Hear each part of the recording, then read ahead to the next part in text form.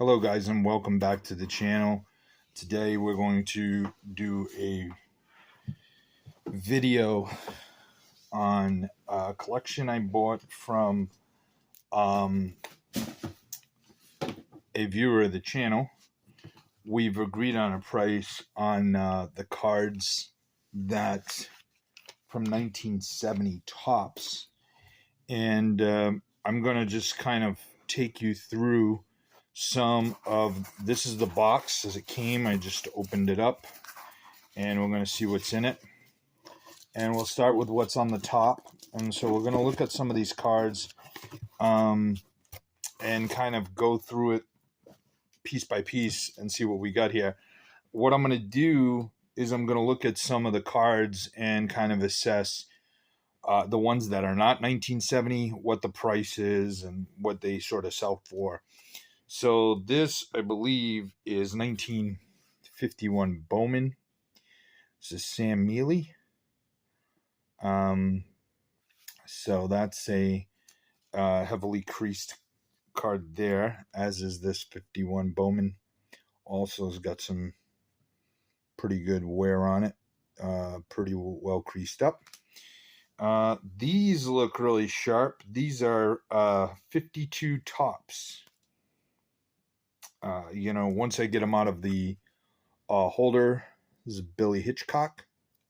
So that looks pretty nice. I mean, the register of the card's a little off, but, that happens sometimes. You got to remember these cards are incredibly old. As is this one, is that Irv Dusak? But, with the registration being off a little, that's sometimes happens with the vintage. But really cool. But the corners look really nice on those, so that I'll have to get an assessment of what those kind of sell for. This one here is a Ruben Gomez, the New York Giants, and he put on it free because that one's pretty heavily creased. A very good job of packaging these up. They're really well put in there. Very neatly tucked away. I'm not going to mention who the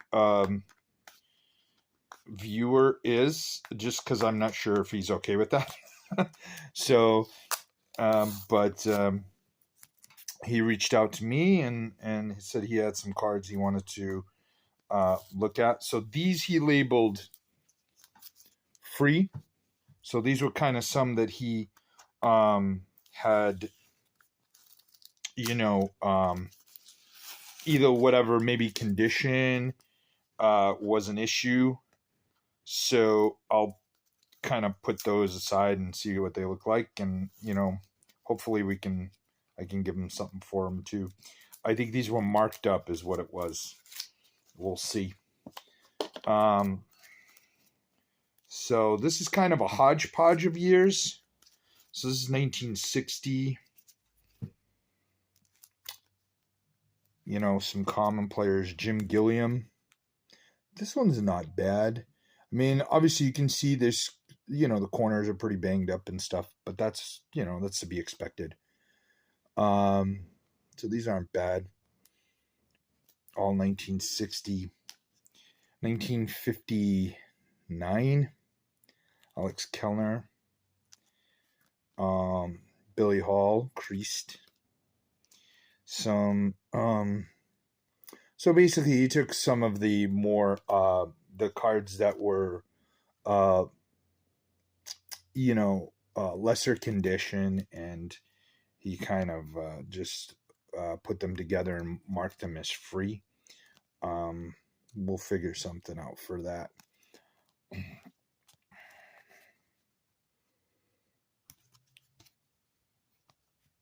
But we want to get into some of the good stuff, see what he's got in there as well. So 64. This I think might be, I'm not sure what that is. Is that 50? I don't know. Al Walker. I know this is a 50s year. I'm just not sure which one. Al Walker in pretty rough shape on that one. This is 57. Bob Wilson. Another 64. Jake Wood. And Jim Landis. So these were some of the problem cards, and you just simply marked them as free. So that was kind of neat. We'll take a look at those as we go. Then he had, let's kind of take a look at some of the better condition stuff.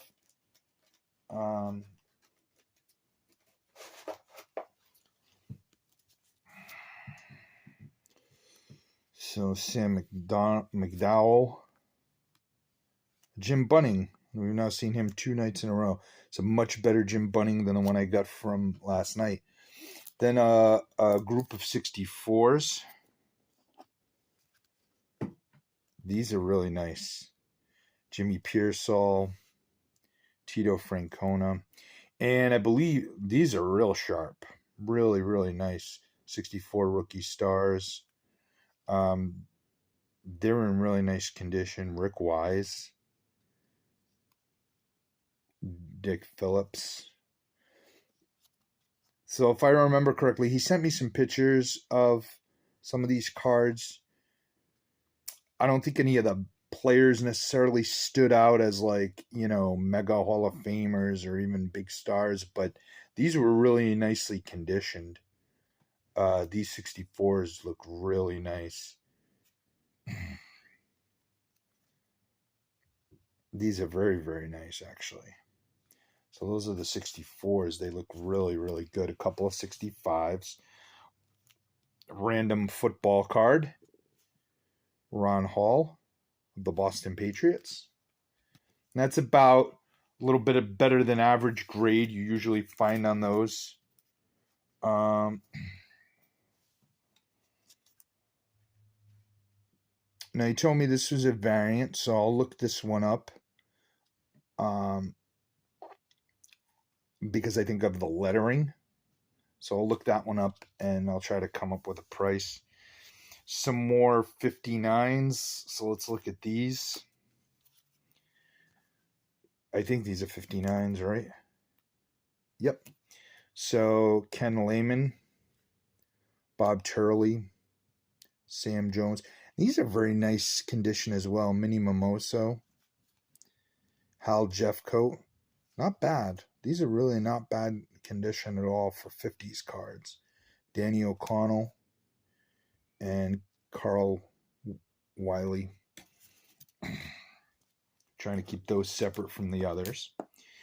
Then it looks like some 61s. Bob Allen, 61 rookie. Love the 61 set. Big fan. And Don Mincher. And then some more cards. More. Love cards. Can't get enough cards. So 63s. Bob Bolin. Luke Krause. And these are sharp. These are actually very sharp. These cards are very difficult to find in nice shape. 2 Jim unbricked cards. So I'm just going to kind of sort of flip through these so you guys can sort of see. Jim Gilliam. Let's see if I can tilt this a hair so you get more card in the picture.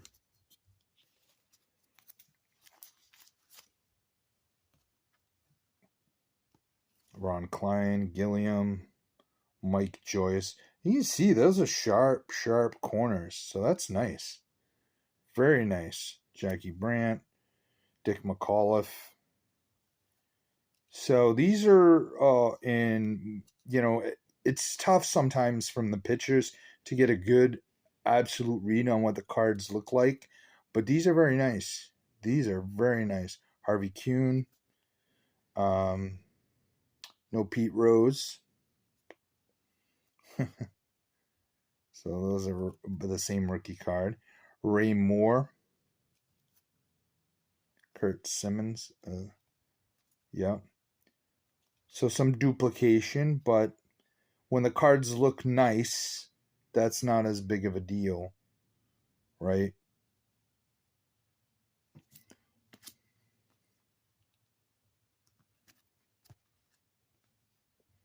And these are 66, I believe. Nope, 67, sorry. I always get 66 and 67 confused. George Thomas, Joe Foy, Jose Santiago, Red Sox team card. 9th place in the American League.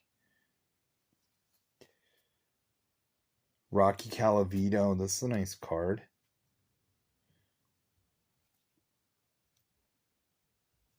Leon Wagner. Tom McGraw. Ron Fairley. And Bob Johnson. So these are not bad at all. Actually, better condition than I thought from, just looking at the pictures. So that was nice. And then there's one more batch here that's... Oh, maybe I'm confused. So the rest are 1970s. So he told me there's about 450 cards. And I don't know if he just put these stars in this kind of... Yeah, it looks like it. So let's take a look through. These are some of the cards that he pictured individually. So I think these are more of the stars. I'm not going to go through the whole box. I'll eventually go through the whole box as I'm looking. But let's get this out of the way. Love having these as a backdrop, even though, like I said, the Bowman are creased, but the 52 tops look nice. Real nice for 52 tops. Denny McLain of the Tigers. Gil Hodges. Duffy Dryer. Yep. So this is a high number. That's why you included that one in this batch. Al Oliver.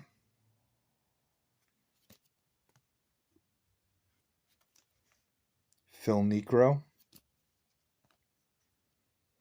Bert Campaneris. So I'm glad for the video purposes, he did a great job of sort of identifying the better cards. Jim Perry. Willie Horton. Card 520. Joe Rudy.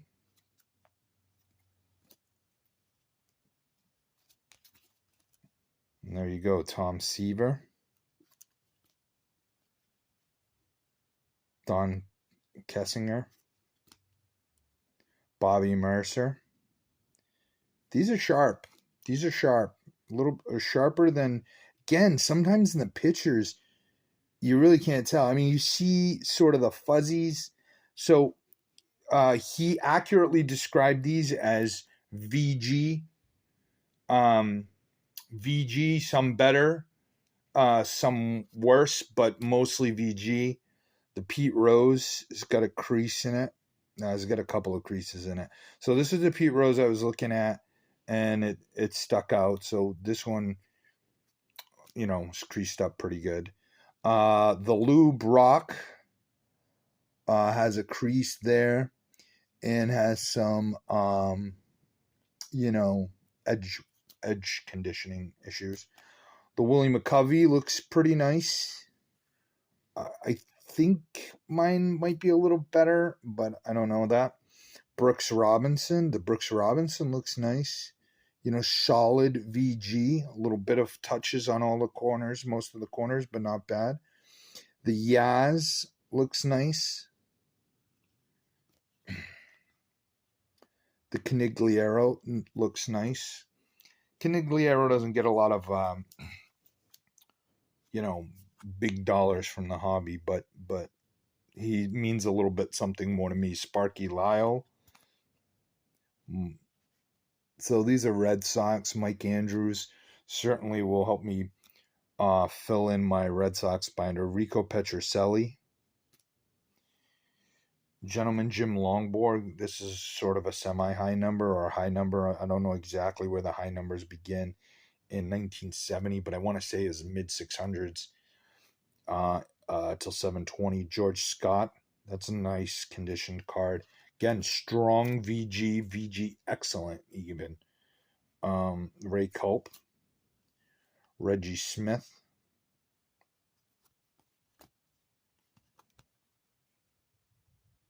Hal McRae, Wayne Simpson, rookie. All right, so he told me a little bit about this card. This is the Thurman Munson rookie. And he mentioned that it was trimmed. I would have to probably, I have to compare it to...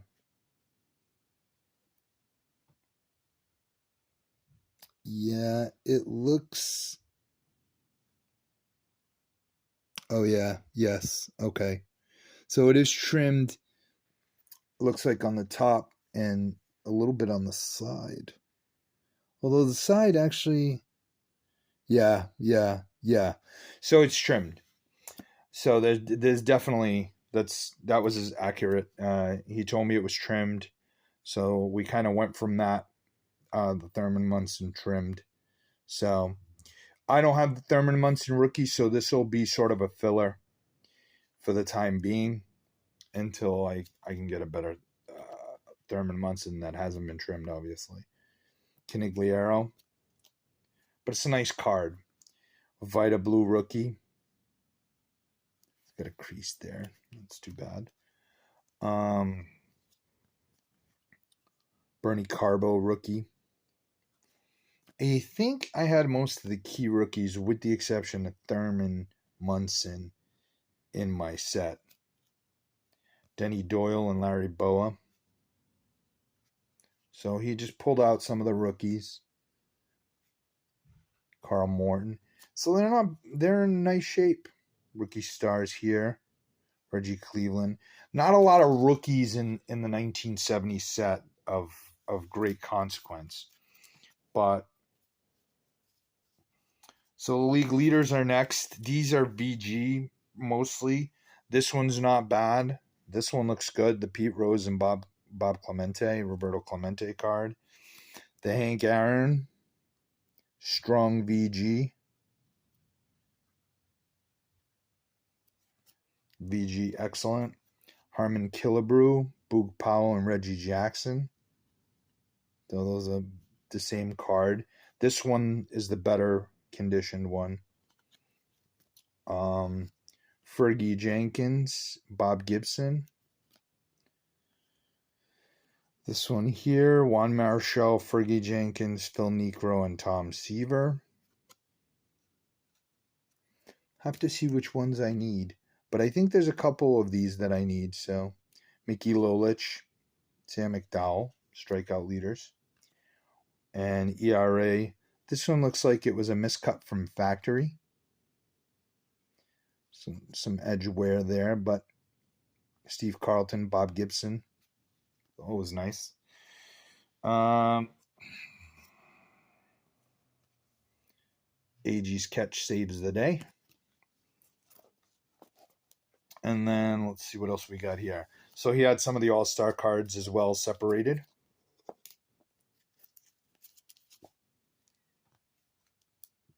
The Yaz has got it's quite creased, as you can see. There, but some of the better players they got tossed around. Rico Petrocelli, Willie McCovey. That one looks pretty nice. Strong VG. It's Pete Rose. A couple of Pete Roses, actually. Let's take a look at these. So yeah, strong, VGG, GVG. Like there's some creasing there on that edge. So pretty bent up corners on that one. This one looks a little bit better. Still has, the banged corners there, but better. It doesn't have a full blown like crease in a corner. So That's not bad. The Johnny Bench. Again, GVG. Very strong. Frank Robinson. They're all sort of similar. Just, kind of 4 rounded corners. But no, like, major creasing that I see, really. There's some of them, like we've shown. That Boog Powell is nice. So some of these will end up in my set. And some of them will end up in a lot for eBay. Matty Alou.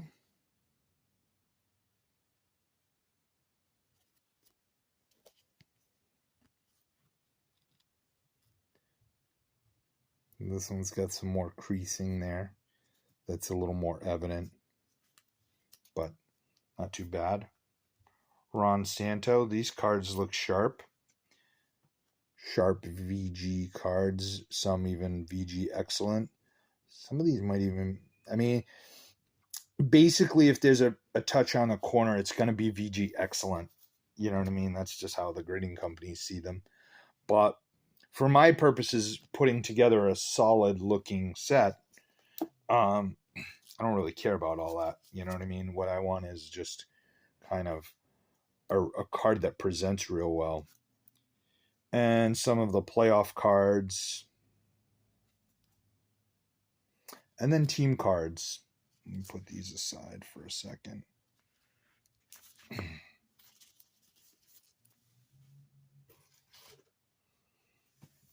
I'll plop those there for now. Some of the team cards. So you got the Orioles, Yankees, the Red Sox team card, the Reds, Tigers, Expos, etc. Houston, Royals. That one looks real nice. Nice strong BG. Oh, wait. Until I saw that crease. So these will, you'll look at them and see there's like some of these cards are problem cards, but it's a strong lot. You know what I mean? This is kind of the lot I would typically buy on eBay, and I would buy it, for around 50 to 60 cents a card, maybe. With a star lot in the 1970s. So that's kind of where I live. Now, could someone put these on eBay themselves and probably sell it for more? I'm guessing so. Maybe if you pieced out cards individually and then sold the bulk as a lot, you probably make a little bit more money. But I tried to pay, in this case, what I would pay in terms of retail if I was at a show. And if I was at a show, I'd walk in and I would say, okay, I want to buy these cards. What would I typically pay for these cards? What would I typically pay for 67 tops? Well, I want to stick, especially if we're talking about commons, I want to stick to around 50 to 60 cents a card. If they're all mint, right, I'm going to try to pay around $1, in the dollar range per card for commons. And that's just because you can buy them like that, right? I mean, that's what a lot of people will sell them at. That's what they sell for on eBay. Typically, that's what they sell for. So that's where, you try to play. And like I said, I went to see another collection of a guy locally where I bought the 79s and we traded for some 71s. I gave him a lot of 71s that I had for cards I needed. He helped me fill some of my set. And he had amazing vintage stuff, but his prices were just too high because And I bought some stuff from him, stuff apparently he just didn't care about, and he was willing to do at a price I was comfortable with. And then, the other stuff at a price that I could live with. But the vintage stuff, the stuff I really wanted, he couldn't budge on it. And so, to give you an example, there was a 55 Yogi Berra that was ungraded, right? Probably like, I'm going to guess if it got graded around a 4, but it wasn't graded. The point is it wasn't graded, but I wanted to give you kind of like an idea of what it might grade. And that card was selling on eBay at the time for $50 to $100, depending on the condition. I mean, if it was really, really sharp, maybe a little bit more. But it seemed like he was pricing that probably like $150 to $200, because he threw it in with a lot of commons from the 50s. When I don't say a lot of commons, maybe like another 15 or 20 commons from the 50s. And he wanted like $400. And I'm like, and I knew right off the bat, I said, I'm not going to dig through too much of the 50s, because it doesn't really fit my window of what I can do. You know what I mean? But nonetheless, it was an amazing collection to look at. And I did walk off with some stuff at a price that, okay, I can make a little bit of money on this. And if some of them I've added to my collection, like the 79 Peachy, the 79 Peachy baseball. But, you have to, at least the way I feel, you've got to be able to know when this is what I'm going to pay. This is what the market is depicting you pay. And then you go and pay that. And if somebody doesn't want to sell it to you for that, that's fine. You just walk away. You just walk away. That's how I do it. Because that's okay. You know what I mean? If they can get more, great. That's awesome. And I don't begrudge anybody who does get more. You know what I mean? Like, I love to buy cards. I will buy them every chance I get, but it has to fit the narrative. If I was going to go buy it and I go to, I can tell you this story because it happened. And then I'm going to end the video because this has already gone a little long. Not a little long, a lot long. I went up to a guy who said he had a bunch of vintage. I went up to see him, drove like an hour and a half, almost 2 hours, to Peabody, Mass, to go see these Mickey mantles. And he took pictures of the mantles, and I went to see them. They were all late 60s mantles. They weren't in great shape. And these mantles, raw, not in great shape, are like $50 to $60 to $70 cards. I mean, at best. And I showed him that on eBay. I said, look, this is what these are the sold completed prices for these cards, right? And the guy was just like, no. And I was like, okay. You know what I mean? Now, I took all the risk, right? I drove up there and I knew that. So I didn't begrudge the guy. Went up there and he says, for that price, I'll just hold on to them. And I said, okay. Right? I mean, it is what it is. But he didn't have the big ton of vintage that he said he had, because I was hoping at least I'd come home with, say, an 800 count box or a monster box of vintage that I could just, bring home and do something with. But that wasn't the case. But, you don't begrudge the guy. He didn't want to sell. He had a different price in mind. And, the best you can do is show them what it is selling for. And if they're still not comfortable with that price, that's okay. That's okay. Because I'd rather just be cool with people than, be confrontational, because that's not why I got into the hobby, right? The idea is just to, And these cards are nice. These cards are very nice, and I'm going to look into these other cards, the ones he sent in that weren't part of the 1970 price tag that we had, and I'm going to try to do. I'm going to try to give him a good price for those cards, to to make everybody happy. And of course, we'll talk about it and we'll go from there. But I'm really excited about these. There's some really nice, basically commons from but the 63s look really sharp. There's some really nice looking 59s, some great 64s, and a lot of the 64s, we did touch base on those, and I needed quite a few of them, so that was awesome.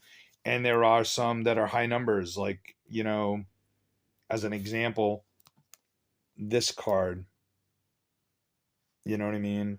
Jimmy Pearsall's 560, 586. So, and I mean, it's incredibly, incredibly sharp. So that's what I'm going to do. I'm going to look those over, and I'm going to try to get him a very good price on these. Kind of go by the database and see what they're saying for some of these cards and some of these more high number cards, and go from there. I'm sorry if the video went long, but I tried to do this video like literally cutting open the box and seeing what was in there. It was the first time I was really seeing them outside of the pictures. Not all of the cards were pictured, so I wanted to do it like that. I want to thank you guys, as always, for watching. I want to thank you so much for supporting the channel. Please, if you enjoy the content, please comment, like, share, subscribe. It really helps us out a ton. And I want to thank you so much for watching. And as always, happy hunting. Thanks, guys.